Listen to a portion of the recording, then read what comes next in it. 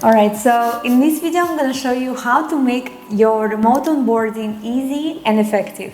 Making sure that your new hire feels comfortable and onboarded well in a new workplace can be really hard. I know a little bit about it because I have a remote recruitment agency, and basically for the past 4 years we are 100% remote. We started as a remote first company, and right now we have 8 employees, and obviously we tried different hires in different countries, and we always got amazing feedback about our onboarding. So let's dive into it.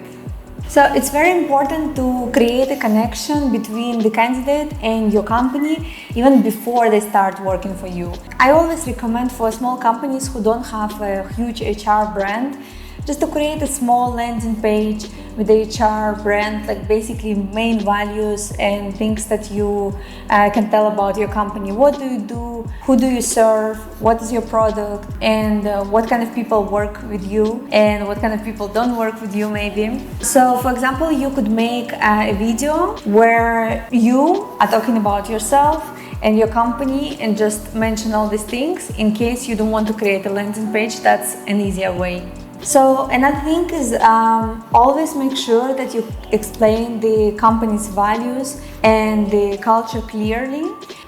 For example, in our onboarding, one of the first things they get is a document which we call like general information. I think we should create a funnier name for it, but basically it is general information. Those are our core values, our mission, what do we do, who do we serve, where are our clients based, where are our candidates based, where do we hire, where we don't hire, why do we hire in these countries.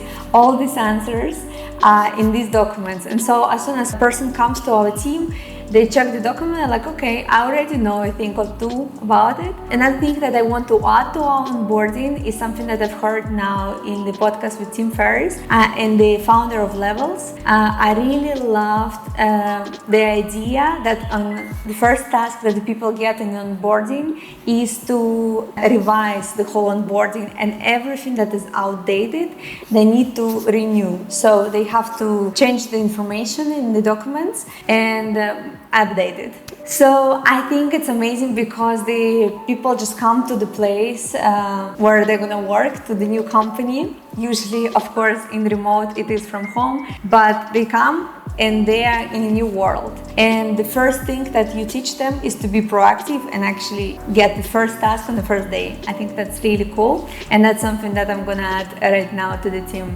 So another huge part of making a good, strong, efficient onboarding process is to encourage your team members to interact with the new team member. What we do, we actually more or less in the first few weeks of the work of this new hire, we make some informal activity where we get to know each other better. Of course, also every first team meeting with this new person starts with introductions. We tell some funny things about ourselves. In our team, there is a huge amount of pets, so everyone named their pets, and I named my pets, who are my babies, Alex and Lua in my stomach. So we always laugh about it, and basically like this they can already find out more about the other team members and become closer like that.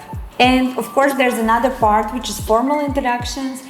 Basically, one thing that I also recommend every company to do is to provide with the onboarding buddy.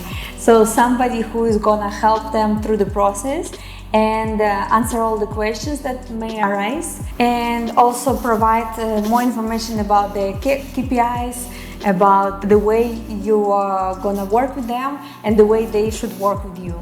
You've been a new hire at least once in your life, and you know how feedback is also something incredibly important for the success of this onboarding. Along with feedback, it's important how the goals are set. Everything what I'm saying right now has to be prepared in advance.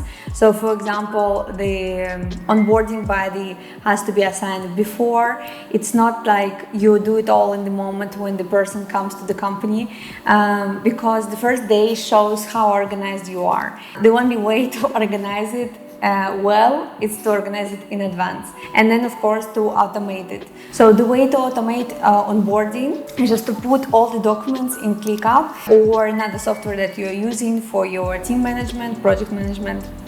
Put checklist on every single step, so on every software you use. So it's very crucial that they can also access these SOPs in the future and always come back to it. Finally, to check on the progress of this onboarding and how good it actually was, what we do is creating a test for every department, so for every person who comes in every department. And this test asks questions about onboarding. For example, you have an issue, like you don't know how to solve a problem. What are your steps? That's a good one, so like open question. Of course, we ask it also in the interview, on their past experiences. Since we have our instructions and the policies that they need to follow and remember, we ask based on those documents that they've read, what they remembered about it.